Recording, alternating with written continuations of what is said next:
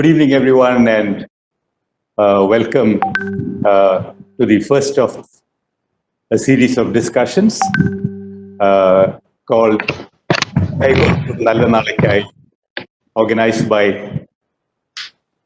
ASAP of the Ministry of Higher Education, Norca Roots, and Madhrubhumi.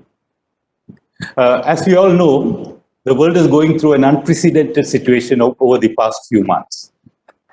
This is expected to make major changes in the way we go about life in healthcare, agriculture, education, technology, tourism, and so on. Unprecedented challenges demand unprecedented responses from all sections of society, industry, and government. The challenges for Kerala, particularly in the area of jobs, is going to be severe. We are familiar with the rising unemployment and underemployment, made worse by the return of large number of skilled workers and professionals from overseas. To add to that, there is talk about reduction in the number of jobs that are going to be available in an impacted economy. So coordinated action under the leadership of the government is called for if we as a state has to overcome these challenges. Industry, academia, development experts, skilling specialists, and researchers need to come together to chart a roadmap for the state. This thought is captured well by the theme of this series of webinars, 𝐿𝐴𝐵, meaning let's join hands for a better tomorrow. It is in this context that ASAP, Accelerated Skill Acquisition Program of the Department of Higher Education, is initiating a series of conversations to address this issue from a skilling and employability perspective. ASAP has already made a significant impact in the skilling landscape of Kerala with their various initiatives, including the community skill parks. This series of discussions is supported by Norca Roots, the nodal agency that ensures the welfare and well-being of non-resident Keralites. They also play an active role in profiling and providing employment and entrepreneurship opportunities to the returning Keralites. The media partner for this series of conversation is Madhrubhumi. We are grateful to Norca Roots, ASAP, and Madhrubhumi for this initiative. The thoughts and suggestions coming out of these discussions will be put together as a recommendation to the government and will be translated to action plans. To inaugurate this series and to initiate this conversation, we have with us Dr. 𝐾𝐶 Honorable Minister for Higher Education. Dr. Jalil is a professor in history in his academic life and is spearheading the efforts to address this issue. I now request Dr. 𝐾𝐶, the Honorable Minister of Higher Education, to share his thoughts. Over to you, sir. നമസ്കാരം. അസാപ്പും നോർക്ക റൂട്ട്സും മാതൃഭൂമിയും സംയുക്തമായിട്ടാണ് കൈകോർക്കാം നല്ല നാളേക്കായി എന്ന ഈ webinar ചർച്ച സംഘടിപ്പിച്ചിരിക്കുന്നത്. Covid കാലാനന്തരം എന്താണ് സംഭവിക്കാൻ വേണ്ടി പോകുന്നത്, എന്തിനെയൊക്കെയാണ് നമ്മൾ നേരിടാൻ വേണ്ടി പോകുന്നത്, നമ്മളുടെ മുന്നിലെ വെല്ലുവിളികൾ എന്തായിരിക്കും, എങ്ങനെ ഈ മഹാമാരി വിതച്ച നാശങ്ങളെ, ദുരന്തങ്ങളെ നമുക്ക് സാധ്യതകളാക്കി മാറ്റാം ഇത്യാദി വിഷയങ്ങളാണ് ഇന്നിവിടെ ചർച്ച ചെയ്യപ്പെടുന്നത്. സത്യത്തിൽ ഈ ഒരു ഡിസ്കഷന്റെ രീതി പോലും കോവിഡാനന്തരം നമ്മളുടെ ജീവിതത്തിൽ സംഭവിച്ചുകൊണ്ടിരിക്കുന്ന മാറ്റത്തിന്റെ നാന്ദിയാണ് എന്ന് ഞാൻ മനസ്സിലാക്കുന്നു. ഇത്തരത്തിലുള്ള കാര്യങ്ങൾ നേരത്തെ ഉണ്ടായിരുന്നുവെങ്കിലും നമ്മളെ സംബന്ധിച്ചിടത്തോളം അത്ര പരിചിതമായിരുന്നില്ല. ഈ രീതി അവലംബിക്കുന്നതിന് നമുക്ക് എന്തോ വിമിഷ്ടമായിരുന്നു. എന്നാൽ ഇനി മുതൽ ലോകത്തിന്റെ ഏത് ദിക്കിലുള്ളവരുമായും നമുക്ക് ചർച്ചകൾ ചെയ്യാൻ, സംസാരിക്കാൻ, നേരിട്ട് ആരും വിമാനം പറന്ന് നാട്ടിലാണെങ്കിൽ കാറ് പിടിച്ച് എവിടെയും എത്തേണ്ട കാര്യമില്ല. നമ്മൾ ഏത് സ്റ്റേഷനിലാണോ ഇരിക്കുന്നത് അവിടെ ഇരുന്നു കൊണ്ട് നമുക്ക് ഇതൊക്കെ ചെയ്യാം. ചെലവ് കുറയ്ക്കേണ്ടതിനെ സംബന്ധിച്ചാണ് നമ്മൾ ആലോചിച്ചു കൊണ്ടിരിക്കുന്നത്. DA തന്നെ കുറക്കാൻ നമുക്ക് കഴിഞ്ഞാൽ അത് കോവിഡാനന്തരം നമ്മുടെ സാമൂഹ്യ ജീവിതത്തിൽ സംഭവിക്കുന്ന ഗുണപരമായിട്ടുള്ളൊരു മാറ്റമാകും അത് എന്നാണ് എനിക്ക് തോന്നുന്നത്. COVID-19 എന്ന മഹാമാരി ലോകത്തെ ആകമാനം പിടിച്ചുലച്ചുകൊണ്ടിരിക്കുകയാണ്. ഏതാണ്ട് 50 ലക്ഷത്തോളം ആളുകൾക്ക് ഈ രോഗം ബാധിച്ചു കഴിഞ്ഞിട്ടുണ്ട്. 3.25 ലക്ഷത്തോളം മനുഷ്യരുടെ ജീവനാണ് ലോകത്ത് COVID-19 ഇതിനകം എടുത്തു കഴിഞ്ഞിരിക്കുന്നത്. ഇന്ത്യയിലേക്ക് വന്നാൽ 135 കോടി ജനങ്ങളുള്ള രാജ്യത്ത് ഏതാണ്ട് 1.7 ലക്ഷം ആളുകൾക്ക് കോവിഡ് സ്ഥിരീകരിക്കപ്പെട്ടിരിക്കുന്നു. 3500ഓളം മരണം സംഭവിച്ചു കഴിഞ്ഞു ഇതിനകം തന്നെ നമ്മളുടെ രാജ്യത്ത്. കേരളത്തിലേക്ക് വന്നാൽ 671 പേർക്കാണ് ഈ മഹാമാരി ബാധിച്ചു കഴിഞ്ഞിരിക്കുന്നത്. അതിൽ ഭൂരിഭാഗവും രോഗമുക്തരായി എന്നുള്ളത് ആശ്വാസത്തിന് വക നൽകുന്നുണ്ട്. 4 മരണം ഇവിടെയും സംഭവിച്ചു. ലോകത്തെ ആകമാനം പിടിച്ചുടച്ചുകൊണ്ട് ഈ മഹാമാരി മുന്നോട്ട് തന്നെ കുതിക്കുകയാണ്. അതിനെ പിടിച്ചുകെട്ടാനുള്ള പരിശ്രമങ്ങൾ ലോകത്തിന്റെ നാനാ ഭാഗങ്ങളിലും നടന്നുകൊണ്ടിരിക്കുന്നുണ്ട്. ഇതിനെതിരായിട്ടുള്ള വാക്സിന്റെ കണ്ടുപിടുത്തത്തിലാണ്, അല്ലെങ്കിൽ അതിനുള്ള ശ്രമത്തിലാണ് നമ്മളുടെ ശാസ്ത്രലോകം മുഴുകിയിരിക്കുന്നത്. കോവിഡ് ലോകമെമ്പാടും പടർന്നു പിടിക്കുമ്പോൾ ഒരുപാട് ചോദ്യങ്ങളും അത് നമ്മളുടെ മുന്നിൽ ഉയർത്തുന്നുണ്ട്. മനുഷ്യരുടെ ഉപജീവന മാർഗം അത്രമാത്രമാണ് അത് താറുമാറാക്കി കഴിഞ്ഞിരിക്കുന്നത്. ദിവസേന പണിയെടുത്ത് ജീവിക്കുന്ന മനുഷ്യരുടെ ജീവിതം താളം തെറ്റിക്കഴിഞ്ഞിരിക്കുന്നു. എത്ര 1000 ആളുകളാണ്, എത്ര ലക്ഷം കോടി ആളുകളാണ് അതിന്റെ ദുരിതങ്ങളും ദുരന്തങ്ങളും പേറുന്നത് എന്ന് നമുക്ക് വിവരിക്കാൻ കഴിയില്ല. അത്രമാത്രം വിവരണങ്ങൾക്ക് അതീതമാണ് അവയെല്ലാം എന്ന് നമുക്ക് എല്ലാവർക്കും അറിയാം. ഇതിനെ എങ്ങനെയാണ് നമുക്ക് സാധ്യതകളാക്കി മാറ്റുക? അതാണ് സഗൗരവം നമ്മൾ ആലോചിക്കേണ്ടത്. ദുരന്തങ്ങളുടെ മുഖത്ത് പകച്ചു നിന്നാൽ നമുക്ക് പിന്നെ മുന്നോട്ട് പോകാൻ കഴിയില്ല. ഒരുപാട് ദുരന്തങ്ങൾ ലോകത്തുണ്ടായിട്ടുണ്ട്, മഹാമാരികൾ ഉണ്ടായിട്ടുണ്ട്, ലക്ഷക്കണക്കിന് മനുഷ്യരുടെ ജീവൻ എടുത്തിട്ടുണ്ട്, ലോകമഹായുദ്ധങ്ങൾ ഉണ്ടായിട്ടുണ്ട്, എണ്ണിയാലൊടുങ്ങാത്ത ദുരിതക്കയങ്ങൾ ആ ഘട്ടത്തിലൊക്കെ മനുഷ്യന് താണ്ടേണ്ടി വന്നിട്ടുണ്ട്. പകച്ചു നിൽക്കുകയല്ല, വിറങ്ങലിച്ചു നിൽക്കുകയല്ല മനുഷ്യൻ ചെയ്തത്. അവർ അതിനുശേഷവും ജീവിക്കാൻ പഠിച്ചു. പുതിയ പുതിയ മേച്ചിൽപ്പുറങ്ങൾ അവർ ജീവിതോപാധികൾക്കായി കണ്ടെത്തി. സമാനമായിട്ടുള്ള ഒരു സാഹചര്യം നമ്മളുടെ മുന്നിലും വന്നു ഭവിച്ചിരിക്കുകയാണ്. നമുക്ക് ചില പരമ്പരാഗത രീതികളോട്, ശീലങ്ങളോട് വിട പറഞ്ഞേ പറ്റൂ. കാണുമ്പോ കെട്ടിപ്പിടിക്കുകയും ഷൈക്ക് ഹാൻഡ് ചെയ്യുക എന്ന നമ്മളുടെ ശീലം തന്നെ 2-3 മാസങ്ങൾക്കുള്ളിൽ മാറി. എല്ലാവരും സാമൂഹ്യ അകലം പാലിച്ചുകൊണ്ട് നമസ്തേ പറയുന്ന പുതിയൊരു രീതിയിലേക്ക് ലോകം തന്നെ മാറുകയാണ്. നമ്മളുടെ രാജ്യം മാത്രമല്ല, നമ്മളുടെ സംസ്ഥാനവും മാത്രമല്ല. ഈ മഹാമാരിയുടെ മാരകമായ പ്രഹരശേഷി തിരിച്ചറിയാനും ഫലപ്രദമായ നിരവധി മുന്നൊരുക്കങ്ങൾ കാലേക്കൂട്ടി നടപ്പിലാക്കുവാനും നമ്മുടെ കൊച്ചു കേരളത്തിൽ സാധിച്ചു. കേരളത്തിന്റെ പൊതു ആരോഗ്യ മേഖല എത്രമാത്രം സുഭദ്രവും സുശക്തവുമാണ് എന്ന് അനുഭവത്തിലൂടെ നമ്മൾ തിരിച്ചറിഞ്ഞു. പെരുമ്പറയടിക്കപ്പെട്ട് പ്രചരിപ്പിക്കപ്പെട്ടിരുന്ന പല രാജ്യങ്ങളിലെയും ആരോഗ്യ സംവിധാനങ്ങളുടെ ദൗർബല്യവും നമ്മൾ മനസ്സിലാക്കി.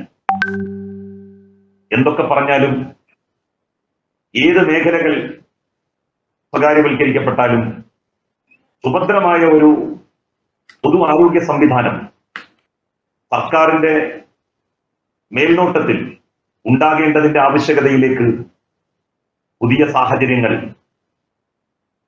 വ്യക്തമായ വെളിച്ചം വീശുന്നുണ്ട്.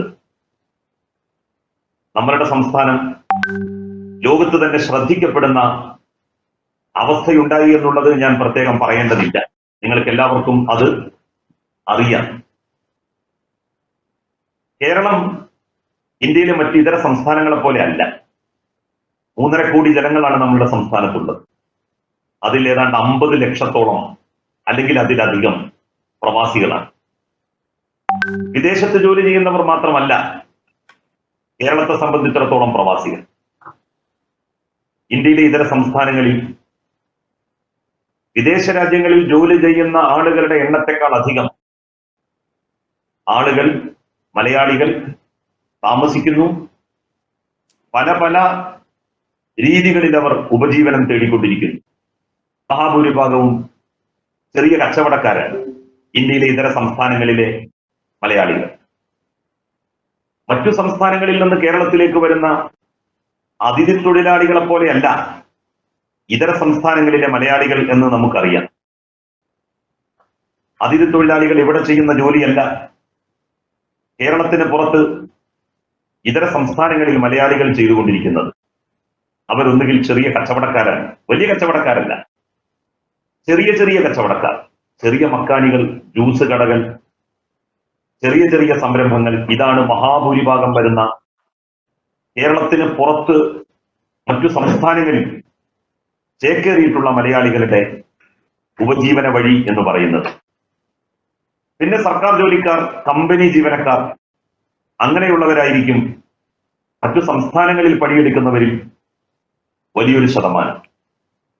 ഇതര രാജ്യങ്ങളിൽ ജോലി ചെയ്യുന്നവരിൽ പ്രൊഫഷണൽസ് ഉണ്ട്, സ്കിൽഡ് ലാബേഴ്സ് ഉണ്ട്, അൺസ്കിൽഡ് ലാബേഴ്സും ഉണ്ട്. എണ്ണം നോക്കിയാൽ അൺസ്കിൽഡ് ലാബേഴ്സ് ആവും ഏറ്റവും അധികം. കാരണം ഗൾഫ് രാജ്യങ്ങളിൽ മഹാഭൂരിഭാഗം മലയാളികളും കാലാകാലങ്ങളായി പണിയെടുത്തുകൊണ്ടിരിക്കുന്നു. അവിടെയും നല്ലൊരു ശതമാനം ചെറിയ കച്ചവടക്കാരായിട്ടാണ് പ്രവർത്തിച്ചു വരുന്നത്. ഒരു ട്രേഡ് കമ്മ്യൂണിറ്റിയാണ് കേരളത്തിലെ വലിയൊരു ശതമാനം ആളുകൾ എന്ന് നമുക്കറിയാം. അതുകൊണ്ട് തന്നെ അവർ അതിനുവേണ്ടി ലോകത്തിന്റെ ഏത് ദിക്കുകളിലേക്കും പോകും. ലോകത്തിന്റെ ഏത് ഭാഗത്ത് ചെന്നാലും ഒരു മലയാളിയുടെ ചായക്കട കാണും എന്ന് എസ്.കെ. പൊറ്റക്കാട് മുമ്പ് എഴുതി വെച്ചത് ഞാൻ ഈ സന്ദർഭത്തിൽ ഓർക്കുകയാണ്. അത് മലയാളിയുടെ സഹജതയിലേക്കാണ് വിരൽ ചൂണ്ടുന്നത്. ഈ ആളുകൾ മുഴുവൻ ആശങ്കയിലാണ്. ലോകത്തിന്റെ എല്ലാ ഭാഗത്തും COVID-19 പ്രതികൂല സാഹചര്യം ബാധിച്ചു കഴിഞ്ഞിട്ടുണ്ട്. അവരൊക്കെ ഒരു മടക്കയാത്രക്ക് ഒരുങ്ങുകയാണ്. കേരളത്തിലേക്ക് തിരിച്ചു വരണം. കാരണം അവർ ഏറ്റവും അധികം സുരക്ഷിതത്വം അനുഭവിച്ചിട്ടുള്ളതും അനുഭവിക്കുമെന്നവർ പ്രതീക്ഷിക്കുന്നതും അവരുടെ പിറന്ന നാട്ടിലാണ്. അവരിൽ ഒരു പെർട്ടിക്കുലർ പെർസെൻറ്റേജ് മടങ്ങിയെത്തും. പല രാജ്യങ്ങളിലും കമ്പനികൾ പൂട്ടിയിരിക്കുന്നു. അതുകൊണ്ട് തന്നെ തൊഴിലുകൾ നഷ്ടപ്പെട്ടിരിക്കുന്നു.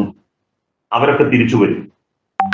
1-2 വർഷത്തിനുള്ളിൽ ഒരുപക്ഷെ അതിനൊക്കെ മാറ്റം സംഭവിച്ച് കൂടുതൽ സാധ്യതകൾ തെളിഞ്ഞു വന്നേക്കാം. പക്ഷെ ആ ഇടവേളയിലെങ്കിലും നമുക്ക് നമ്മളുടെ പ്രവാസികളായിട്ടുള്ള സുഹൃത്തുക്കളെ സ്വീകരിക്കേണ്ടതായിട്ട് വരും, അവരെ ഉൾക്കൊള്ളേണ്ടതായിട്ട് വരും. പ്രവാസം അവസാനിക്കും എന്നുള്ള തോന്നലൊന്നും ആർക്കും വേണ്ട.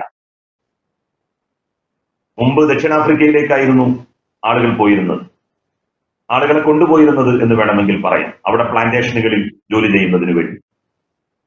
അതിനുശേഷം പിന്നെ സിംഗപ്പൂര്, മലേഷ്യ തുടങ്ങിയിട്ടുള്ള രാജ്യങ്ങളായി മലയാളികളുടെ പ്രവാസ ജീവിത കേന്ദ്രങ്ങൾ. അത് കഴിഞ്ഞാണ് ഗൾഫ് നാടുകളിൽ പെട്രോളിന്റെ ഉൽപാദനം തുടങ്ങിയതോടെ മലേഷ്യയിൽ നിന്ന് മലയാളി അവന്റെ പ്രവാസ ജീവിതം അങ്ങോട്ട് പറിച്ചു നടുന്നത്. ഇതിനിടക്ക് യൂറോപ്യൻ രാജ്യങ്ങളും ലോകത്തിന്റെ ഏതാണ്ട് എല്ലാ ഭാഗങ്ങളും മലയാളിക്ക് സുപരിചിതമായി കഴിഞ്ഞിട്ടുണ്ട്. ഇനിയും പ്രവാസത്തിന്റെ സാധ്യതകൾ പുതിയ ഉപഭൂഖണ്ഡങ്ങളിൽ, പുതിയ രാജ്യങ്ങളിൽ രൂപപ്പെട്ടു വന്നേക്കാം. അതിന്റെ സാധ്യതകളെ കുറിച്ച് പലരും ഇതിനകം തന്നെ പറഞ്ഞു കഴിഞ്ഞിട്ടുണ്ട്. മടങ്ങിയെത്തുന്ന പ്രവാസികളായിട്ടുള്ളവർക്ക് നമുക്ക് എന്താണ് ചെയ്യാൻ വേണ്ടി കഴിയുക? അവർ ഇതുവരെ അവർ ജോലി ചെയ്തിരുന്ന നാടുകളിൽ ഏത് തൊഴിലായിരുന്നു എടുത്തിരുന്നത്?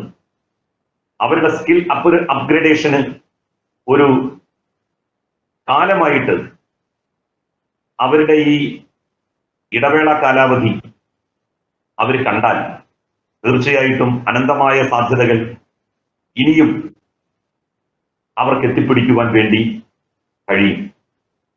അസാപ്പ് കേരളത്തിൽ നൈപുണ്യ വികസനത്തിന് നൽകുന്ന പ്രാമുഖ്യം. സംസ്ഥാനത്തെ എല്ലാ ജില്ലകളിലും അസാപ്പിന് കേന്ദ്രങ്ങളായി.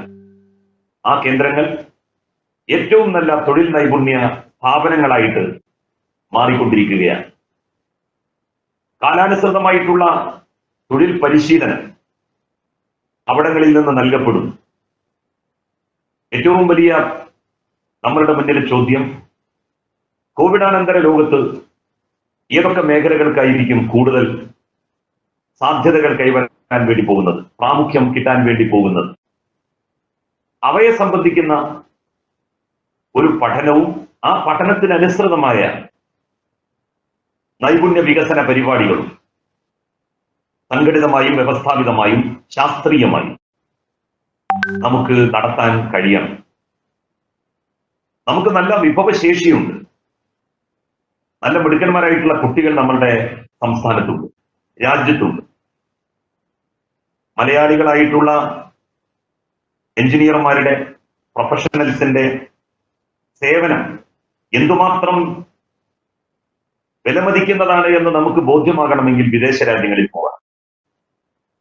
മലയാളിക്ക് പണിയെടുക്കാമെന്ന് കേരളത്തിൽ ഇരുന്നു കൊണ്ട് നമുക്ക് ഊഹിക്കാൻ പറ്റില്ല. പക്ഷേ വിദേശ നാടുകളിൽ പോയാൽ അവന്റെ വൈഭവം, അവന്റെ നൈപുണ്യം നമുക്ക് ബോധ്യപ്പെടും.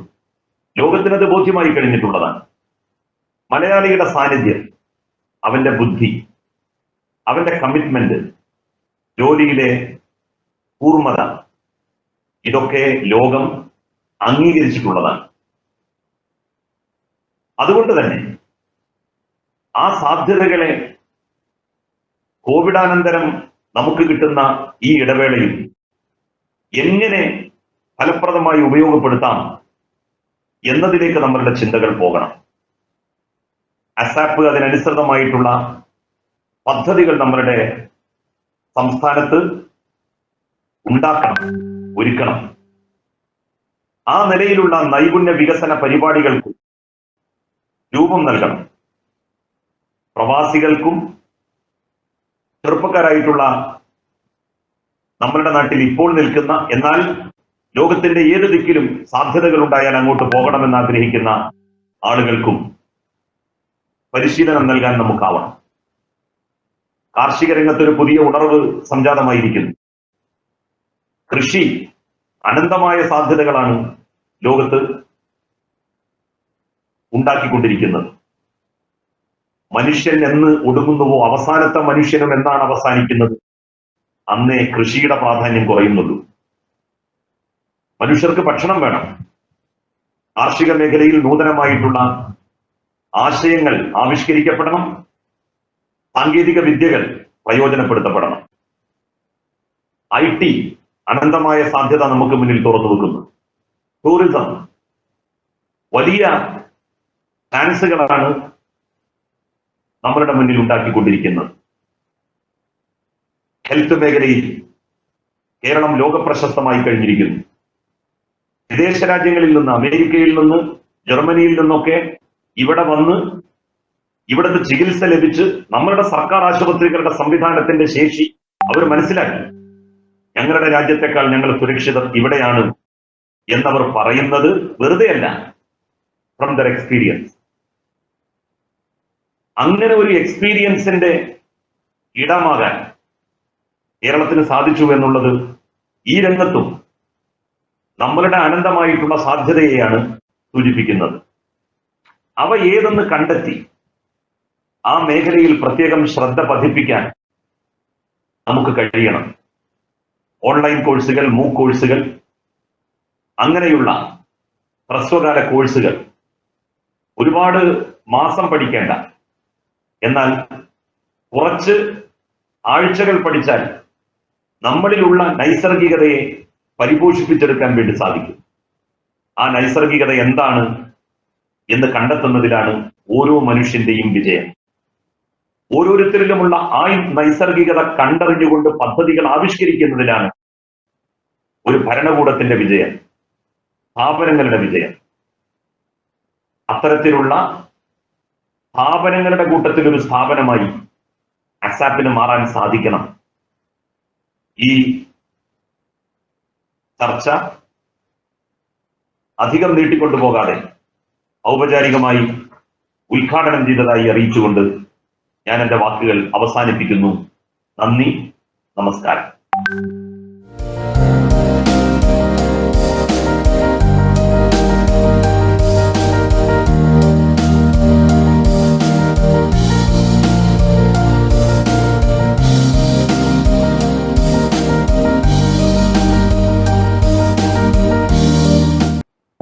നന്ദി, നമസ്കാരം. ഡോക്ടർ ജലീൽ വളരെ വ്യക്തമായും മനോഹരമായും കേരളത്തിലെ സ്ഥിതിയും ഇവിടുത്തെ ഓവറോൾ സിറ്റുവേഷനെ പറ്റി താങ്കൾ പറഞ്ഞു. We have got many pointers with which we can take this discussion forward from your inputs and the directives that you have given. So I'll invite the panelists one by one to share their thoughts. First, I'd like to invite Mr. V.K. Matthews. Mr. V.K. Matthews is an entrepreneur and a founder chairman of IBS Software Services, a software product company based out of India. There are very few software product companies based out of India. He's regarded as a thought leader in the global aviation industry and has been a speaker at various international events, including the Harvard Business School, NASCOM. He was also a former chairman of the Kerala State Council of CII and has a broad perspective and understanding of the state of Kerala. So my first question to you is, IT jobs being one of the most aspirational jobs for the younger generation coming out of colleges and entering the workforce. What do you see as the things that they should do to get the good jobs, number one? Number two, what is the situation of the industry? Because of COVID, what has changed and what remains the same? And what would be your directions to the education department and organizations like ASAP to make the younger generation that is coming out of colleges suitable for IT? Over to you, sir. Thank you, Subhash, Minister Dr. Jaleel, my fellow panelists and all the viewers. Thank you very much for inviting me to participate in this session. I hope I'm clear. It just takes, say, 3 minutes to give some sort of a context, contextual relevance to this discussion, as you don't have to say. By the way, I am not in India. I am speaking from Dubai. I got stuck here, could not travel back to India since March.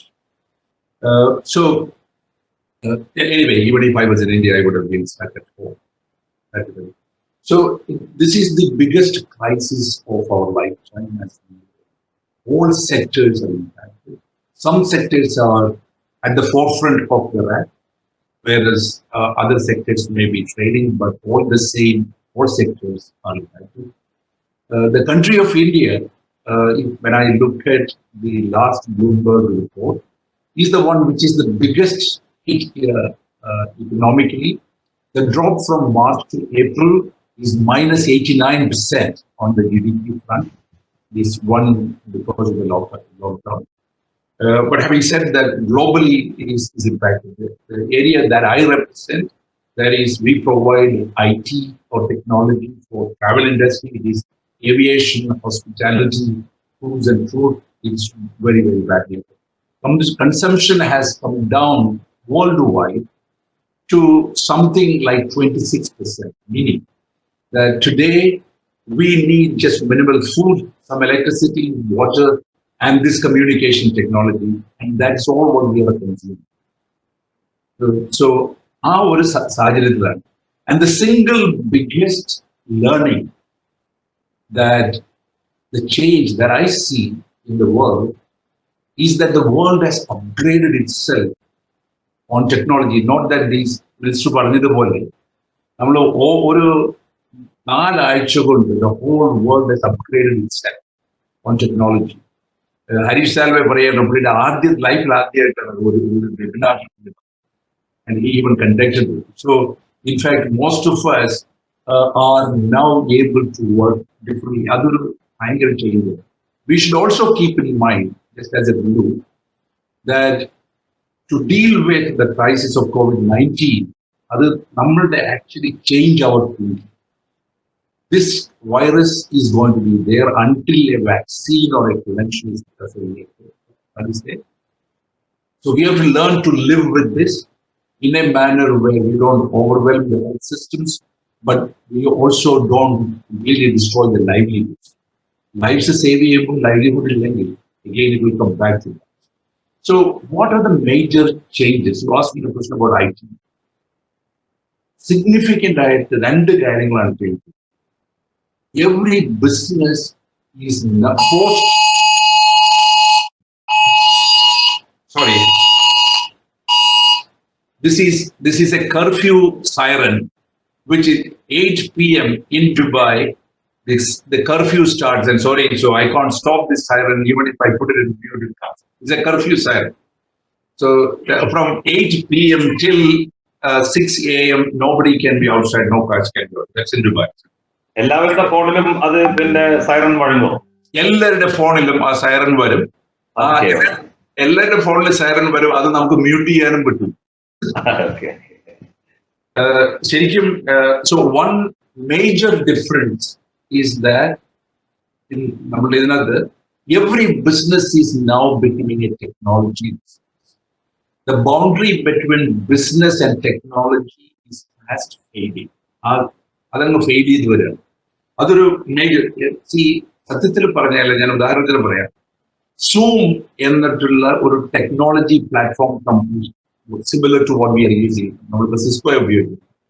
അതിന്റെ market capitalisation is just a technology platform. It doesn't have any assets. Is 6 times the market capitalization of 6 largest airlines in the world. ആയിരക്കണക്കിന് പ്ലെയിനുകളും ആയിരക്കണക്കിന് ഓഫീസുകളും ഉള്ള അതിന്റെ market ക്യാപിറ്റലൈസേഷനേക്കാൾ കൂടുതലായിട്ട്. അപ്പോൾ ഒരു എന്റർപ്രൈസിന്റെ വാല്യൂ, ഡിജിറ്റൽ അസറ്റ്സും ഫിസിക്കൽ അസറ്റ്സും, one major shift is the value is going to shift more towards digital assets. Every enterprise is trying to become a digital enterprise. That's number one. That we have to be aware of. And working from remote is going to be a lasting change.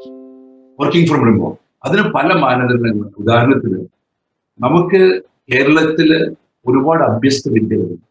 ഇവരെല്ലാവരും കേരളത്തിന് പുറത്തു പോയി ജോലി, considerable part had to go outside and work, not because they don't like Kerala, but because we didn't have those opportunities for the qualified people.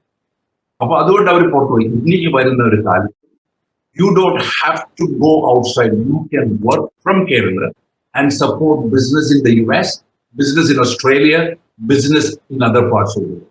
അതൊരു lasting ചെയ്യുക. And more spending. ഇതിന് ഗുണങ്ങളുണ്ട്. See, cross-border travels can come down. More spending and more consumption will take place in Kerala. നമുക്ക് ഒരു കേരളത്തിന്റെ population ഒരു ഇംപ്ലോഷനാണ്. നമുക്ക് ആ പോപ്പുലേഷന് ഒരു പ്രോബ്ലം ഇല്ല. So this also gives us an opportunity. So two major changes. One, every business is becoming a technology business. Every enterprise, whether government, private, public, is becoming a technology business. When I say technology business, it's not just technology only, because it's walking side by side. Second, working from a virtual operation, working from is going to be very different. The third change, the future of jobs are changing. ജോലിയുടെ ഭാവി വളരെ വ്യത്യാസം. അത് ഉദാഹരണത്തിന്, we will lot of new inventions, virtual education, virtual medicine, virtual smart manufacturing, virtual government services. അങ്ങനെയുള്ള ഒരുപാട് changes വന്നുകൊണ്ടിരിക്കുകയാണ്. കാരണം ഇപ്പൊ നമ്മള് ഈ ഒരു കാലഘട്ടത്തിൽ ഏറ്റവും കൂടുതൽ ഗ്രോ ചെയ്തിട്ടുള്ള ബിസിനസ് എല്ലാം remote digitally enabled distributed business. Byju's ആപ്പിന്റെ subscription has gone up 80% during this year.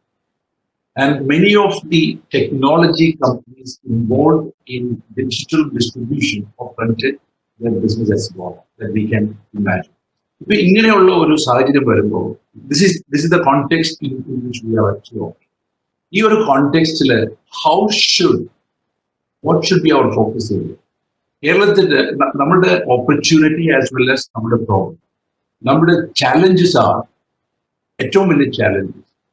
Hospitality tourism is impacted, and we will have to reimagine and redefine the future. അതിന്റെ ഒരു വലിയൊരു ആവശ്യകത. രണ്ട്, we will have more and more people, lot of people returning to India because of GDP will be നമ്മൾ pre-crisis level GDP എത്തണമെങ്കിൽ ഞങ്ങളുടെ ഒരു calculation, ഒരു ഗ്ലോബൽ ആയിട്ട് ബിസിനസ് ലീഡേഴ്സിന്റെ ഒരു calculation, we will get to about 80% of the pre-crisis GDP by mid to the second half of next year. And the remaining, to go to pre-crisis level, we will change up to 2022. Because even in the best of times, GDP has never at a global level grown more than 4.5%. Some countries grow fast. That does not mean that India will be growing short. We will still be able to grow, and Kerala can also grow fast. Let's say the challenge. Remittances will come down from office because the not all are low. We have more qualified people coming over the reality. Nammude unemployment is larger than the national average of 9+. Sorry, number 9+, national average is 6+. അതുകൊണ്ടാണ് ആളുകൾ പുറത്തു പോയി നോക്കുന്നത്. So ഇതെല്ലാം നമ്മുടെ ഒരു ചാലഞ്ചാണ്. നമ്മുടെ opportunity is because we are probably the best state, and we have the best people, quality people, to be able to work in the new post-COVID era.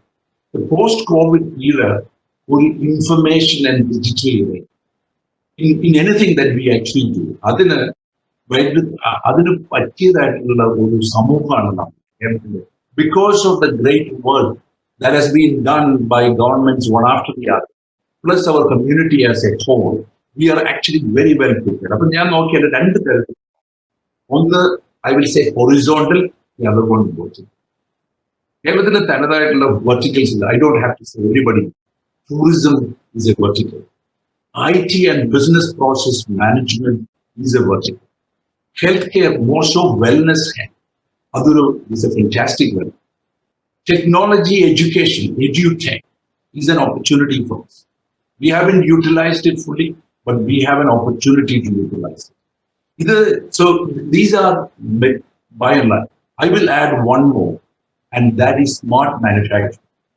നമുക്ക് പൊല്യൂട്ടിംഗ് ആയിട്ടുള്ള കെമിക്കൽ അങ്ങനത്തെയുള്ള ലാർജ് ലാൻഡ് ബാങ്കുകളോട് ഇൻഡസ്ട്രീസ് പറ്റില്ലല്ലോ because of നമ്മുടെ density of population. But smart manufacturing is distributed, virtually controlled manufacturing, such as smart devices, smartphones. 3 million people. Teledensity is very high. We use tablets, we use laptops.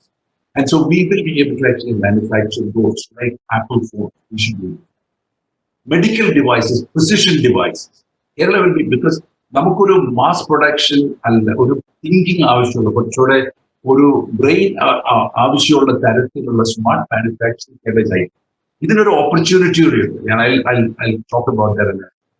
The opportunity is this.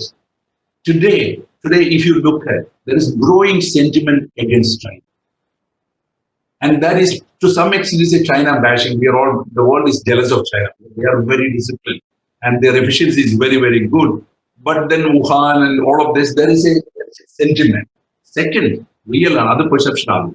The reality is that because China is the absolute background, the powerhouse of the global supply chain, all the manufactured goods, OEMs, these 4 months of lockdown in Wuhan and in China has literally disrupted the world supply chain. Companies are operating in they not operate, they are not getting this. So, plus the third one, is that all the economies in the world, particularly Western economies, are now thinking that over-dependence on China is going to be against their economic security as well as national security. So, there is, all the companies will be encouraged to find an alternate sourcing center. Vietnam, Asia, India can be one, Kerala can be absolutely one, on chosen one. And how to go about doing it? And again, I'll come to this. So, we should be utilizing നമ്മുടെ കേരളത്തിൽ നിന്നുള്ള ഒരുപാട് പല കമ്പനികളിലും senior position. They all have manufacturing. If these companies have manufacturing in China, through activating that network, we should be able to achieve it. Now, in terms of what should our educational section do and what should the government do in this, has happened at levels. I'll come to that. The most important thing, and it's a tough one, but it is doable. We really have to have our education, our universities, our colleges digital. We should have digital education. University ecosystem has to be upgraded. Digital education, administrative and academic. Today, see, most of our teachers, the faculty will struggle to be at the digital. We have to start digital education at about in class 4 at the very low. We cannot actually, if the faculty cannot be comfortable in digital learning, if the faculty cannot, if they are not working digitally, meaning our vice chancellor leave sanction ചെയ്യാൻ 3 മാസം വേണ്ടി വരുന്ന situation should be what for. And എന്നാൽ അത് കുട്ടികളിലേക്ക് വരും. Now we have to automate that. The second piece, that's the number one. The second part of the process, in my view, if you really want to have, I'm not talking strictly IT as well, because everything is going to be IT. Now, if the second part is how do we improve ease of doing business in the post-COVID area for us to get manufacturing coming. We have to improve the ease of doing business. Just think about it. That is, if we are able to have government creates law, all government is a regulator. But if all the approvals with regard to business and the compliances, ongoing compliance, if that can be managed by a professional agency like PCS doing passport management, Kerala will then become unstoppable. So this, and on that I will stop. I think. Thank you, Mr. Matthews, for the insights. We will ഒരു കാര്യം ചോദിക്കാനുണ്ട് എനിക്ക്. Yes, Minister. ഇപ്പൊ നമ്മുടെ കേരളത്തില് 5 ലക്ഷത്തോളം government ഉദ്യോഗസ്ഥന്മാരാണ്, സർക്കാർ ജീവനക്കാരെന്നുള്ളത് പറയുന്നത്. അതിലേതാണ്ട് 50% അധ്യാപകരാണ്. നമ്മളുടെ ഈ ഓൺലൈൻ ക്ലാസ്സുകൾ, ഡിജിറ്റൽ ക്ലാസ്സുകൾ, വെർച്വൽ സംവിധാനം എഡ്യൂക്കേഷനിൽ പ്രചാരം നേടുന്നതോടെ ഈ അധ്യാപകർ എന്ന് പറയുന്ന ക്ലാസ്സിന് എത്ര കാലം ഇതേ ഒരു സ്ട്രെങ്ത്തിൽ നിലനിൽക്കാൻ വേണ്ടി പറ്റും? ഏറ്റവും മികച്ച അധ്യാപകന്മാരുടെ ക്ലാസ്സുകൾ നമുക്ക് ഓൺലൈനിൽ കിട്ടും. പിന്നെ എന്തിനാണ് അത്ര മികവില്ലാത്തൊരു അധ്യാപകന്റെ ക്ലാസ് നമ്മുടെ കുട്ടികൾ ശ്രദ്ധിക്കേണ്ട കാര്യമില്ലല്ലോ. ഇപ്പൊ ബൈജൂസ് ആപ്പ്, ബൈജു വളരെ മനോഹരമായിട്ട് ക്ലാസ് എടുക്കുന്നു. അത് കുട്ടികൾ അയാളുടെ ഒരു കുട്ടിയുടെ ടീച്ചർ ക്ലാസ്സിൽ വെച്ച് പറഞ്ഞു കൊടുക്കുന്നതിനേക്കാളും നന്നായിട്ട് അയാൾ മനസ്സിലാക്കുന്നു. Class oriented, campus oriented education എന്നുള്ളത് ഈ സംവിധാനങ്ങൾ പ്രചാരം നേടുന്നതോടുകൂടി ഇല്ലാതാകാൻ വേണ്ടി കൂടി പോവുകയാണ്. അങ്ങനെ ഒരു പ്രശ്നവും കൂടി വരുന്നില്ലേ അതിന്? അത് ഇതിന് നോക്കുന്നത് നമ്മൾ ഡിജിറ്റൽ എഡ്യൂക്കേഷൻ വരുമ്പോൾ ഗ്രാജുവലായിട്ട് വരുമ്പോൾ, പക്ഷേ താഴെ ക്ലാസ്സുകൾ, വളരെ താഴെയുള്ള ക്ലാസ്സുകൾ സ്റ്റിൽ ഒരു ക്ലാസ് എഡ്യൂക്കേഷൻ ആയിരിക്കും പോസിബിൾ. കാരണം അതിനൊരു റീസൺ ഉണ്ട്. The reason is because both husband and wife are working and they need the children to be taken care of also. So they would need. Minister പറഞ്ഞത് വളരെ correct ആണ്. The total number of teaching staff will gradually reduce. Yeah. And the quality and capability requirement of the teaching staff. ഒരു virtual class എടുക്കുന്നത് വളരെ effort ആയിട്ടുള്ള ഒരു കാര്യം. Especially in higher education sector. Yes. Especially in higher education sector. Yeah. അവരുടെ capability വളരെ വ്യത്യാസമുണ്ടാവും. നമ്മൾ recent അവർ ഈ ഒരു വെർച്വൽ എഡ്യൂക്കേഷൻ പ്രൊമോട്ട് ചെയ്യുമ്പോൾ ഒരു professor even I can take classes four so many students, പ്രശ്നമില്ല. പക്ഷെ ആ ഒരു ക്ലാസ് വളരെ സ്ട്രക്ചേർഡ് ആയിരിക്കണം. അത് കാരണം കുട്ടികൾ ക്ലാസ്സിലില്ല അങ്ങനെ ചെയ്യുമ്പോൾ. അപ്പൊ അതിനൊരു ട്രാൻസ്ഫോർമേഷൻ വരും. പക്ഷേ we have to move in that direction. Mr. Matthews, I'm sorry to interrupt. We're running short of time. Just wanted to get the other panelists to Sorry about it. Express their thoughts. Thank you so much. We'll come back to you, time permitting. The minister had touched upon the point of the large number of Keralites who are outside, not only outside India, in other parts of Kerala as well. And that is a very significant, that community has been a very significant contributor to the development of Kerala and its social and cultural ethos. So I'll request now Professor 𝐷𝐸𝐺𝐻𝑒𝐻𝑒𝐻. He's a faculty member of the Center of Development Studies, a renowned scholar and expert in migration studies. He holds a PhD in demography. He's published extensively in national and international journals.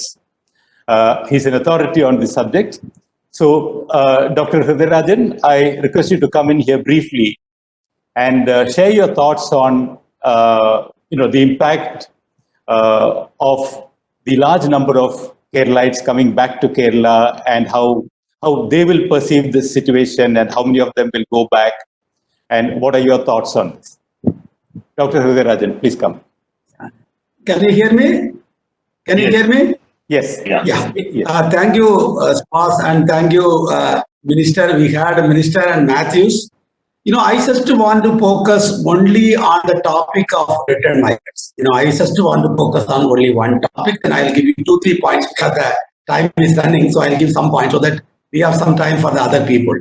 One is, I think that COVID is going to bring more return migrants compared to the earlier crisis which we had, either Nidakat or the Gulf War or the global crisis of 2008. So we are expecting more return migrants.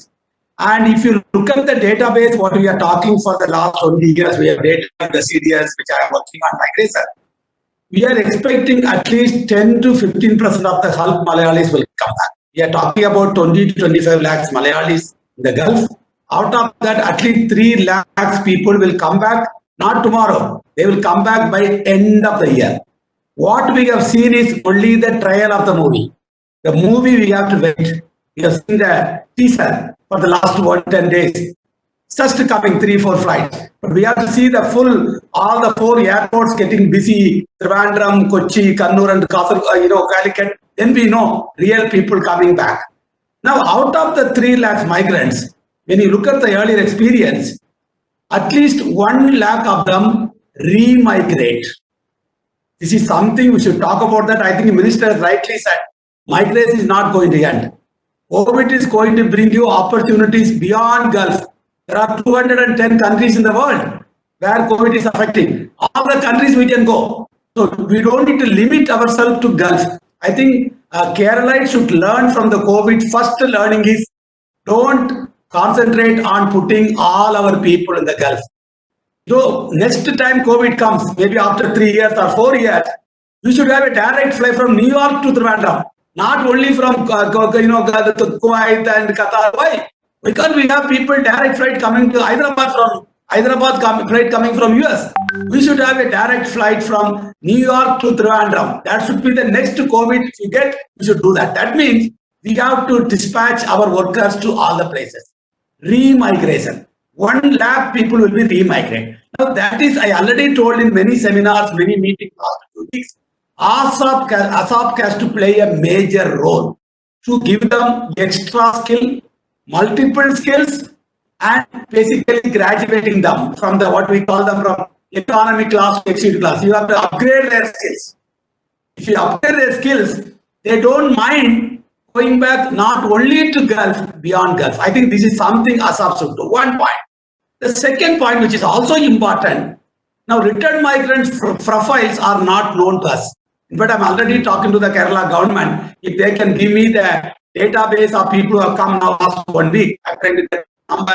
They are already in the quarantine, so I can talk to them. What's the job they are holding? So we should get the profile of returned migrants. That is something very important. And the Kerala government should set up what I call them employment exchange for returned migrants. That should be a separate return exchange. You know, it's only return migrant can register so that we know the capabilities and skills of the migrant, return migrant, so that we can look for them. It's like a Kerala matrimony. What is Kerala matrimony does? Nair matrimony. What is this? You are connecting the boys and girls. Similarly, you have to connect the return migrants, their skills to the people throughout the world. I think these two you can do with the ASAP. We are going to have convert this COVID into the opportunity for Keralites, because Keralites DNA migration is there. I don't think every Malayali would like to go out. I have seen them. There is a DNA in them. In fact, in the assembly, there are 6 MLAs returned migrants. In the Kerala current assembly, 6 MLAs. I was talking with one of the MLA. He said, I won the election. There are many people contested, they failed. That means we already have 15 lakh return migration, because return migration is part of the Gulf migration. If you go to Gulf, you are not going to get PR. You have to come back. Even you die, they will send you a dead body after 1 month. They will not bury your body. That is Gulf. They have to come back. So we have to welcome them. We have to give them extra skills. We have to send them as a war heroes back to fight, not just in the Gulf, throughout the world. I'm going to stop here because I have given you 2-3 points. Because let the other people speak, other speaker, and the question answer. Thank you, Subhas and the Minister. Thank you very much, Dr. Rajan, but it was very brief and succinct way that you put across the migration situation.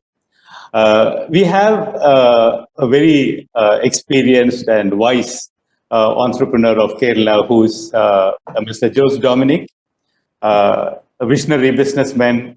He pioneered and presented a new luxury hospitality model without extravagance of conventional luxury hotels. It's to my understanding, one of its kind in the world. The CEO and chairman of CGH Earth Group, and his experiments with responsible hospitality has earned worldwide acclaim.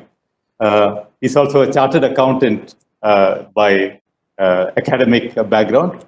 I now ask Mr. Jose Dominic to express his thoughts, especially in the context of what do you think the tourism and leisure industry is going to be post-COVID, especially with the international travel coming down, and the luxury segment, how is it going to cope?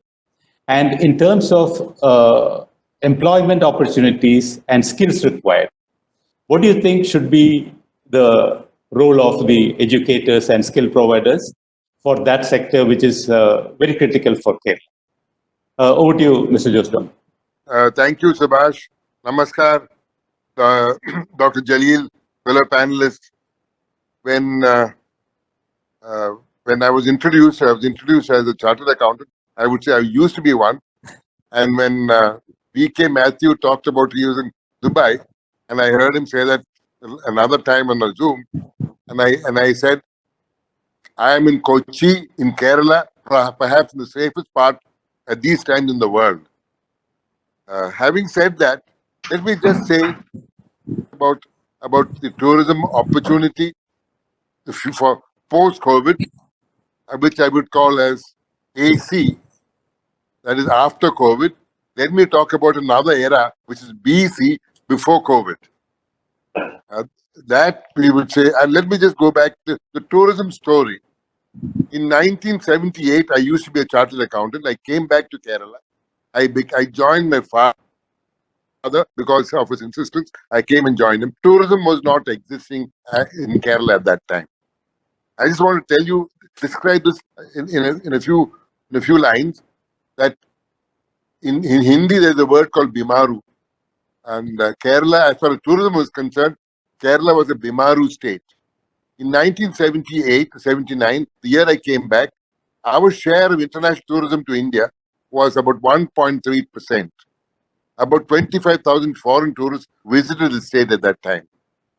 In the 30 or 35 years from that time, Kerala has made a miraculous transformation.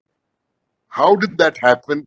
Let me just say that post-independence, which was a turbulent period in Kerala, we had the first government which came into the ballot box, and red and industrial strife saw to it that foreign direct investment was afraid to come to Kerala. And in that context, many other things happened. One could say that red kept Kerala green, and the priorities of development, healthcare, democracy, human rights, education, all of that, dividend of all of that is tourism of the kind that Kerala ventured into. What happened is that when the opportunity of tourism was seen, small entrepreneurs did what they could, which is small, in a manner which they knew, which is local. And to their credit, small and indigenous became world class. Is the Kerala tourism story. And this is what, and here, the lesson that we learned from here is that in just before this government came in, the previous government, there was this summit called this Emerging Kerala. At that time, the then Chief Minister's keynote address identified two sectors as the change makers of Kerala. One was the phenomenon of NRK, and the second was tourism. NRK, of course, as we see, has paid rich dividends to Kerala. 1.5 crores per annum is the remittances. It changed the face of Kerala through the decades from the 70s to the 80s and 90s. The economy was propped up by the NRK remittances. Tourism disproved something else. In a paper which was presented at that time by Dr. Ahluwalia, the old planning commission, it was that one of the weaknesses of Kerala was identified as lack of entrepreneurship. Kerala disproved that Kerala showed that the Kerala could be a great entrepreneur. He created unique products, and in fact, in one of the workshops which the planning commission had, which a working group, a question was asked: how can tourism be taken to far corners of India? And Dr. Ahluwalia, and for a while, people said infrastructure, communication, and investment support and all that. So Ahluwalia just mentioned, I think the best way you can do it is take a Kerala entrepreneur and ask him to set up shop there, and you'll see the result. What I'm now trying to say is that the phenomenon of the transformation of Kerala through how tourism has taken place. Today, there was a time when tourism was a portfolio which would have been taken by the weakest in a coalition government, the weakest party in a coalition government. The bureaucrats in tourism would have been those out of favor. All that has changed. Now the most powerful coalition partner will demand tourism as a portfolio. The most influential or the most bureaucrats will get that portfolio. has changed. Tourism has now become the mover of the economy, of creative jobs. 15 lakh jobs in Kerala now. People depend in Kerala on tour for the livelihood on tourism. It was just let me, before I come to the last part of my submission, let me say that just we had enjoyed a period of astronomical growth, and then we leveled off a bit. In about 3 or 5 years before, we were in doldrums. Then came the flood, the big flood in 2018. Then the next flood in 2019. Before that, Nipah, and then something very strange happened. October 2019 till December of 2019 and January 2020, Kerala's numbers in tourism, earnings, arrivals, occupancies were the highest in our history. Therefore, there was a huge spring back. And that was when the COVID struck. And when the COVID struck, tourism did not receive a grievous blow. It just fell off the cliff. It's gone down to zero. 15 lakh people are now without jobs. Of course, the Ministry of Home and the Labour Department said, you shall not send anyone home. You shall keep all their pays there. In the month of March, the tourism industry, enterprise like ours, managed to pay the salaries. April, it was not possible. Whatever be the directions, we just can do what we can do. We coined the word that subsistence disbursement. This was what could be paid, something enough to put food on the table. And this was the state in which we are at this moment. Of course, and I see that that what stands in our favor is what we call, like the Kerala model of our economy and society. The Kerala model of tourism is unique and peculiar. One, there is what is called, we have taken global leadership in responsible tourism. What does it mean? Responsible tourism literally means a great place to live in is a great place to visit. So they do nothing. In other words, tourism will flourish when local people are happy. So here this is where I come out to the new discovery of getting back to basics, is that it's not enough just to count growth economics. I think looking at development in another parameter, about, like Bhutan would say, gross happiness. Here, I think tourism and Kerala's development model, and I think this will be the big learning, the new normal, that life and livelihood are strongly interconnected. And all of us have been at home for the last 2 months at least, and we've now begun to realize the role, becoming independent, self-dependent. Our task is not just Zoom meetings, but now to wash plates and clean the floor too. And we see how, and the value of those propositions. Today, tourism of the kind to grow, it is the first hit, the worst hit, and it is longest to recover. So in that context, I think I've seen some studies by Boston Consulting Group which says that the earliest something can happen in tourism will be in the last quarter of this year, October to December. Foreign tourism probably will take another year. Domestic tourism will also have there will be strong resistance to that. But what opportunity that now offers to us is local tourism. For example, Kochiites like to visit Kochi, which means they must travel. This great business opportunity. So for that, you need to dive deeply. And here, deeply would mean not travel extensively, but to travel, go into depth.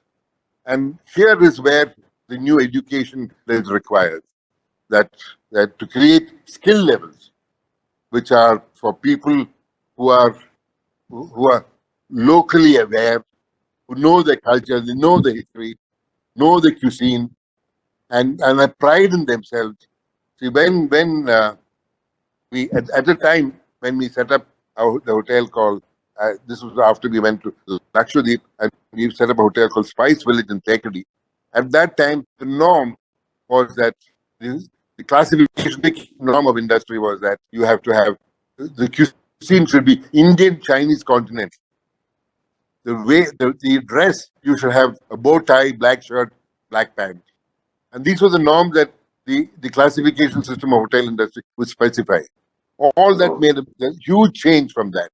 Now it's becoming local. It is now, instead of a black tie, it's a juba and a dhoti. Instead of Indian Chinese continental, it is Poot and Kadala architecture, which is local. So the entire it became, and local boys and girls. There was a time in the 90s, for example, no local entrepreneur in Kerala would dare employ a local person. He was afraid of the consequences of that. After his term was over, the unions will come in, lean on employment. So the best thing they would do at those times was to choose somebody from far away. So when the 6 months or 9 months over, they would send him away. So at that time, in fact, our experiment at that time was employ local, and that resulted in a complete change of character of the approach and the attitude of communities. In fact, at that time, I would say after Spice Village is set up, and there's a rule of thumb in hoteliering by Statler. Statler was considered to be the godfather of hoteliering of the 20s from US. And Statler's rule of thumb is $1 of investment per $1,000 of $1 price per $1,000 investment. 1 rupee of price per 1,000 rupees of investment. By that, Mr. Joseph-Dominic, I'm so sorry. I just close now. What I'm now trying to say is that future growth, the linkage of tourism has with the subject which the minister touched upon is with agriculture.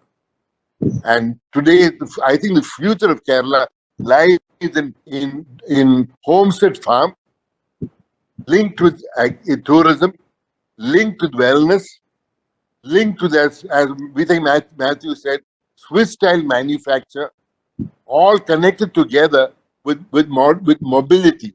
And for this mobility, I'll just give me a minute to say mobility. I would mean we have in the north-south axis, we have the rail system, and if you put in comfortable, ease, speedy train system of a memo system connecting the state, and that will be a transformative change. And I would just end this to say that the next Gulf boom will be the homestead farm, and we've got extraordinary potential. And getting back into basics is where the future of Kerala lies. The story of development of tourism, which Kerala experienced, can be repeated by the story of development of the homestead farm. With that, I will end for the moment. Yeah. Thank you very much, Mr. Joseph-Dominic. We have really run short of time. There are many questions coming in. I will just take one, and that is to Professor 𝐷𝐸𝐺𝐻𝑟. Sir, international movement for work will be affected post-COVID. Do you see opportunities for Keralites post-COVID in Europe and the United States? Question to Professor 𝐷𝐸𝐺𝐻𝑟, please. So I think there are 2 points I would like to make. One is that COVID is going to open up, for example, health migration. Health worker migration going to be a very large scale going to happen.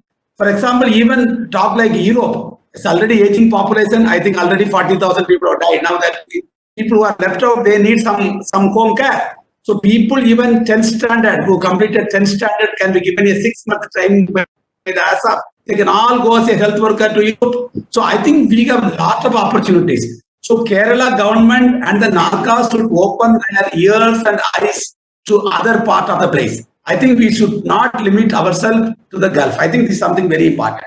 Another point, I think you cannot talk international migration in Kerala without talking internal migration, our guest workers. Now, guest workers, at least 3 lakhs will leaving here. So there will be opportunities for Keralites to work even in Kerala, because there will be a labor scarcity. I have seen in my near medical college now today, there are hotels, not many people to work there. All the migrants have, some of them have left. So we are going to face here labor scarcity in Kerala, vacated by the guest workers who left before the lockdown, during the lockdown, and some of them ready to leave. So automatically there will be opportunities for Malayalis who are coming back. Would they like to pick up those jobs? This is a big question mark for the Kerala. You are already there, but please remember, remittances will come down. We are going to cut down at least 15,000 crores, because the Malayalis who are working some jobs in the Gulf, they are doing the same job what the other people are doing. Because when I went to Gulf, I went to the construction site. The language spoken in the construction site is Malayalam in Dubai, in Qatar, in Bahrain. If you go to the construction site in Kerala, the language spoken is Telugu, Bengali, and Hindi. That means Malayalis are still working in the construction sector in the Gulf. Why can't they come back and get into the construction sector here? So there are opportunities for them even here. We should look at that. Thank you. Thank you very much, sir. I think we have exceeded time, and I'm getting signals from the organizers. So I'll briefly summarize this. We have captured all the points, and that will come in asset reports, and we will get back to each of the panelists with some of the questions that we couldn't answer here, and compile them and submit it as a report to the minister. I think the minister opened it, very broad coverage of the issue, looking at various dimensions of the impact of COVID on Kerala, and some of the positives, which I'd like to dwell upon here. The saving in travel costs, how that can, go back into the economy in other ways. And the focus was on how to convert this challenge into an opportunity. And historically, the world had gone through many challenges like the world wars and other pandemics, and overcome them. And he also emphasized on the importance of the leadership role that the government has to take in all this. We are seeing this across the world, and about the 50 lakh plus Keralites, who are outside Kerala, on whom, and in that situation, Professor 𝐼𝐺𝐬𝐴𝐺 also spoke about how the professional, skilled and unskilled laborers, and how that as a backdrop to the entire economic and social situation. The minister also spoke about how the whole migration history from Africa to Malaysia and Singapore and Middle East, and more recently to the United States from Kerala, and how ASAP could play a significant role in upskilling and reskilling the people who are coming back, and give them appropriate opportunities. He also spoke about the different sectors like IT, agriculture, healthcare, and technology, where there could be a lot of opportunities.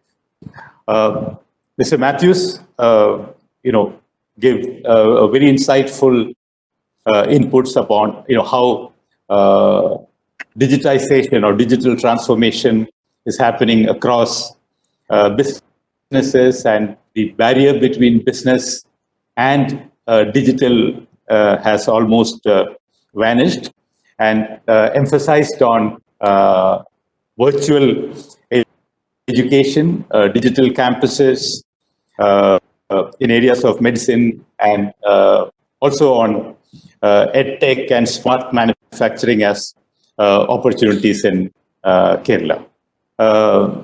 Professor 𝐼𝐺𝐬𝐴𝐺, in his inimitable and direct way, spoke briefly and very succinctly on how about 3 lakh expats are expected to come back, but the DNA of migration in the Malayali will, propel another 1 lakh to go back, and how it's important to reskill and upskill them to make their dreams come true.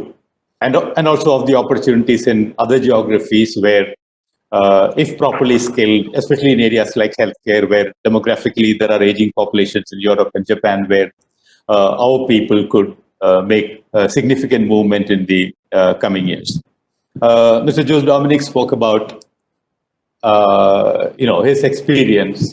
He himself has been personally a catalyst in this transformation of Kerala became one of those sought after global tourism destination, from the late 70s, early 80s to where it is now, and how responsible tourism and more of a self-aware tourism is critical, and the hyper-localness, getting into the depths of our own culture, our own history, would be the paradigm for the new tourism. And the experiential tourism of homesteads would be a way forward. Thank you, all the panelists and the Honorable Minister, for spending your time with us, especially the Minister. I know, how busy he is, and we had to reschedule this. We thought you would be here only for a little while and then go back. Closing remarks from you, and then we will wind up. Over to Dr. Jalil. Okay. ഞാൻ ഇത്ര lengthy ആയിട്ടുള്ള ഒരു വെബിനാറിൽ first ആണ് പങ്കെടുക്കുന്നത്. സാധാരണ online പരിപാടിയിൽ നമ്മൾ സംസാരിച്ച് വേഗം പോവുകയാണ് ചെയ്യുക. പക്ഷെ ഇത് ഫുള്ളായിട്ട് പങ്കെടുക്കാൻ വേണ്ടി പറ്റി. അതുകൊണ്ട് തന്നെ എനിക്കും ഒരുപാട് കാര്യങ്ങൾ ലഭിച്ചു, ഒരുപാട് നല്ല നിർദ്ദേശങ്ങൾ. നമുക്ക് നമ്മളുടെ സ്റ്റേറ്റിൽ, പ്രത്യേകിച്ച് ഹയർ എഡ്യൂക്കേഷൻ സെക്ടറിൽ നടപ്പിലാക്കേണ്ട കാര്യങ്ങൾ, ക്ലാസ് റൂമുകൾ മാത്രം ഓറിയന്റ് ചെയ്തുകൊണ്ടുള്ള പഠന രീതി ഹയർ എഡ്യൂക്കേഷൻ സെക്ടറിലെങ്കിലും നമുക്ക് മാറ്റേണ്ടതായിട്ടുണ്ട്. ലേൺ ആൻഡ് ഏൺ എന്ന പദ്ധതി നമ്മളുടെ സംസ്ഥാനത്ത് ഇനിയും നടപ്പിലാക്കപ്പെടേണ്ടതായിട്ടാണുള്ളത്. കോവിഡിന് ശേഷമുള്ള നമ്മളുടെ കോളേജുകളുടെ, ഹയർ എഡ്യൂക്കേഷൻ ഇൻസ്റ്റിറ്റ്യൂഷൻസിന്റെ റീ ഓപ്പണിൽ നമ്മൾ ഉദ്ദേശിക്കുന്നത് അതിനുള്ള ഒരു ഓപ്പർച്യൂണിറ്റി നമ്മളുടെ കുട്ടികൾക്ക് നൽകുക എന്നുള്ളതാണ്. അതിന്റെ ഭാഗമായിട്ട് ക്ലാസ്സുകളൊക്കെ തന്നെ നമ്മൾ 8:30 to 1:30 ആയിട്ട് റീഷെഡ്യൂൾ ചെയ്യാം. After 1:30 they will be free. They can go for online courses. If they are interested to go for any other job, they can go and take job. അങ്ങനെ ഒരു തരത്തിലേക്ക് നമുക്ക് ഇതിനെ മാറ്റാൻ വേണ്ടിയിട്ട് നമ്മൾ ശ്രമിച്ചുകൊണ്ടിരിക്കുക. രണ്ട് കാരണങ്ങളാണ് അതിനൊന്ന്, നമ്മളുടെ സ്റ്റേറ്റിൽ ഇപ്പോൾ എല്ലാവരും റോഡിൽ ഇറങ്ങുന്നത് 9 മണിക്കാണ്. 10 മണിക്ക് ഓഫീസിലെത്തണം, കോളേജിലെത്തണം, സ്കൂളിലെത്തണം. അപ്പൊ ഇതിൽ ഒരു സെറ്റെങ്കിലും നേരത്തെ വീട്ടിൽ നിന്ന് ഇറങ്ങുകയും അവര് റോഡിൽ ഉണ്ടാവുകയും ചെയ്താൽ കുറെ തിരക്ക് നമുക്ക് കുറക്കാൻ വേണ്ടി പറ്റും. അതും സാമൂഹ്യ അകലം പാലിച്ച് നമുക്ക് ട്രാവൽ ചെയ്യണം, പഠിക്കണം, അതിനൊക്കെ എത്തിച്ചേരാൻ കഴിയുന്ന ഒരു സ്ഥിതിയിലേക്ക് കാര്യങ്ങൾ മാറ്റുക എന്നുള്ളതാണ് പ്രധാനമായിട്ടും നമ്മൾ ഉദ്ദേശിക്കുന്നത്. പിന്നെ ഓൺലൈൻ പരീക്ഷകളിലേക്ക് നമ്മൾ മാറാൻ വേണ്ടി ഉദ്ദേശിക്കുന്നു. 30% ഓൺലൈൻ ക്ലാസ്സുകൾ വേണമെന്നുള്ളതിൽ പൊതുവായി ഒരു തീരുമാനം ആയി കഴിഞ്ഞിട്ടുണ്ട്. അങ്ങനെ ഒരുപാട് മാറ്റങ്ങൾ ഹയർ എഡ്യൂക്കേഷൻ സെക്ടറിൽ വരാൻ വേണ്ടി പോവുകയാണ്. പഠിക്കുന്നതോടൊപ്പം തന്നെ അവരെ ഏതെങ്കിലും ഒരു തൊഴിലിൽ നിപുണരാക്കി എടുക്കുക എന്നുള്ളതാണ് പ്രധാനമായും ഉദ്ദേശിക്കുന്നത്. ഇവിടെ നിന്ന് ലഭിച്ചിട്ടുള്ള നല്ല നിർദ്ദേശങ്ങൾ അത് വളരെ ഫലവത്തായിട്ടാണ് എനിക്ക് തോന്നിയത്. തീർച്ചയായിട്ടും അത് നടപ്പിലാക്കുന്നതിന് വേണ്ടിയിട്ട് as A minister, higher education minister, I shawl try my best. എല്ലാവർക്കും പ്രത്യേകമായിട്ടുള്ള നന്ദി രേഖപ്പെടുത്തുന്നു. നമസ്കാരം. Thank you, sir. Thank you very much. Thank you, Mr. Matthews. Thank you, Mr. 𝐿𝐺𝑚𝐸. Thank you, Professor Hrudayarajan. And special thanks to Mr. Vinod of ASAP and Mr. Sanish of ASAP, who have been the people behind the background, who's got all the panelists together, who's managed the technology interface. And thank you all for all the viewers, all those who participated here. Due to paucity of time, we couldn't address all the questions.